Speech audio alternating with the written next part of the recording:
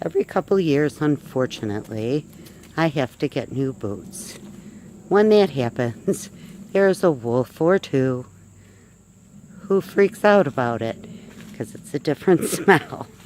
And that today is Woha.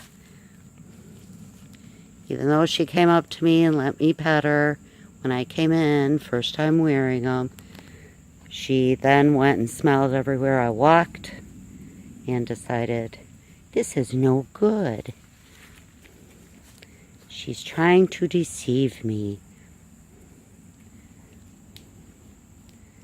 So now she'll be freaky for a couple of days till she gets used to the new smell and I get more of my smell on them. Nico just came and checked him out, but I think he's okay about it. And Ahoyo definitely is. She came and smelled him and went, oh cool, you got new boots. This is Maria signing off from everythingwolf.com and Paranoid Woha.